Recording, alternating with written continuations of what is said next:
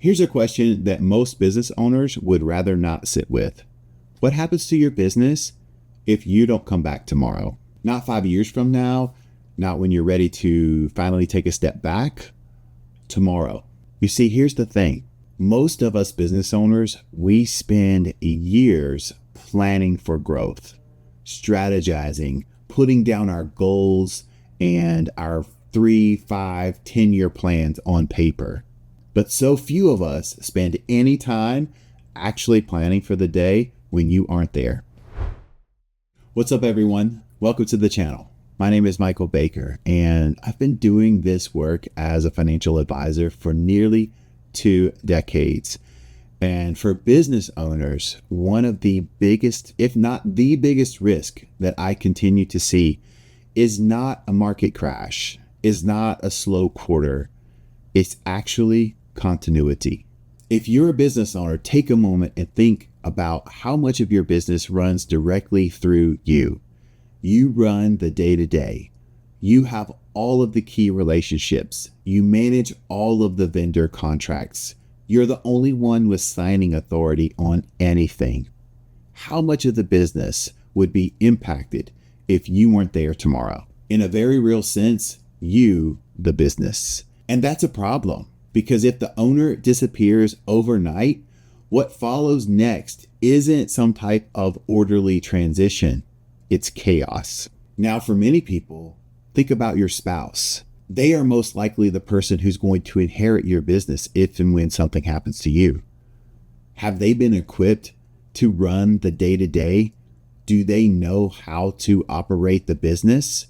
Will they be able to function in the same type of capacity as you've been able to function? Suddenly, they will be faced with and responsible for decisions that they were never trained or even thought that they would have the responsibility to make. Who runs this? How do we get payroll done? Who handles this part of the business for the employees? What is the business even worth if I need or want to sell it? And here's a big one. Who can I actually trust?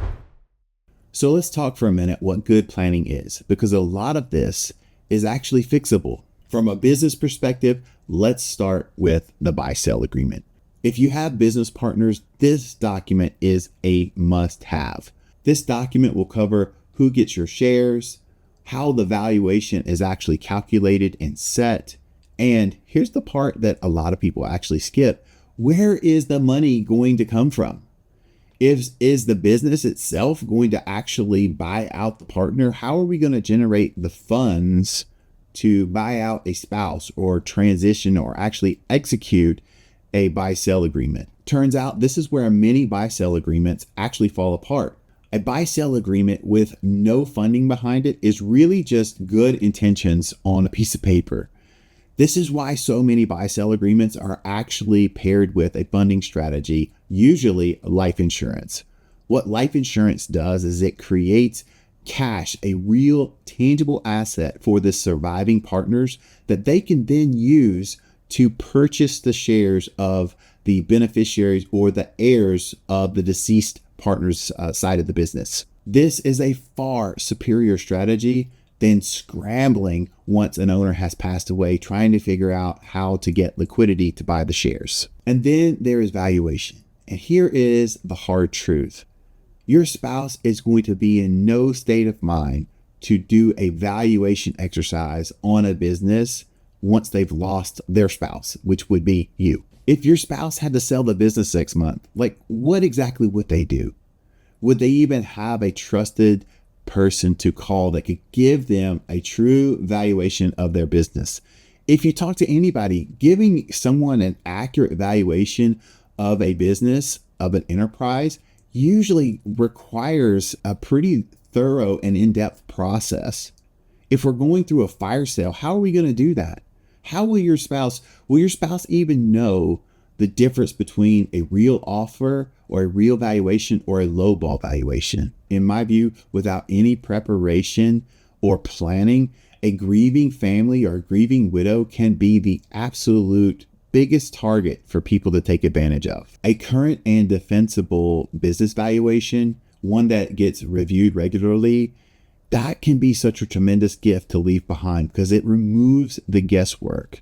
It creates a framework and something solid for your beneficiaries to stand on if they have to go into negotiating of a sale of the business, or in fact, when we're executing the buy-sell agreement, because all of this will be determined in advance. Now, if you're still with me, let's get specific, because the right type of plan depends exactly on what kind of owner you are. If you have business partners, without a doubt, your priority is that buy-sell agreement. Not only do you need to have the agreement in place, you need to secure the funding for the agreement. Here's 3 action items for you. 1, do you have an agreement and is it current? 2, how are you determining the valuation of the business? Has the valuation been updated for where you're at today? And 3, the funding. Has this agreement actually been funded? And is that current funding still sufficient? Lastly, has anything changed since the original agreement was put into place? Has anyone been divorced? Do you have a new business partner? Are there some people that have a minority stake in the business? If there have been any changes, you need to make sure those are reflected in the new or current version of your agreement. An agreement that was drafted 5 years ago that is now out of date, that has old valuation metrics, may not be funded currently. That agreement is going to be a recipe for pain and heartburn. We want to make sure that our documents are up to date with where we're at in life and in business. Now, if you are a solo founder, which means you are essentially the business, you have a completely different path. In this case, who could actually step in? Is there a key employee that could step in and run the business? Is there a key employee that runs the business now that could leave your spouse vulnerable to, being on their own should they decide to walk out the door?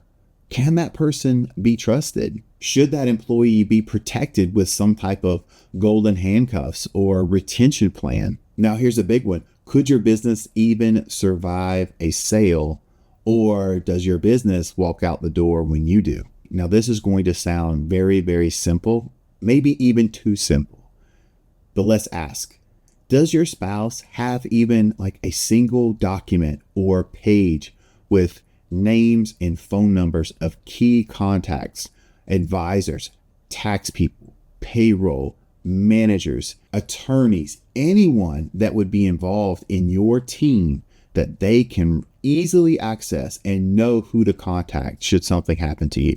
Do you have that document? If not, create one immediately. For many solo owners, the business just isn't sellable without them. And that's okay. That is not a reason to panic. That is a reason to plan. You want to start building a business value that is not trapped inside of your own head. So where does that leave us? It leaves us with this reality. Every single business owner will one day leave their business. Every single one. The question is, will that happen on your terms or someone else's? Planning for the day that you aren't here is not pessimistic. It's good planning. And in my view, it's one of the most important and valuable things that you can do for the people that you love and the people that depend on you. Listen, we are called to be good stewards of the people and the resources that are entrusted to us. And it is our job to be preparing and planning for the next steward, whoever that may be. It's simple, but it's not always easy.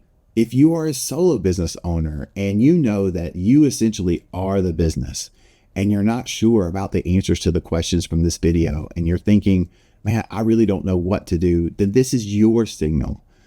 Go to our website, click on the link and schedule a consultation call. It costs nothing. We just want to have a conversation with you and understand better where you're at.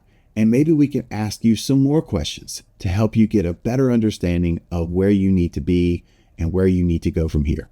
As always, thank you for watching. And if you enjoyed this video, give us a like. It helps us out with business owners on the algorithm so they can find more videos like this as well. Thanks.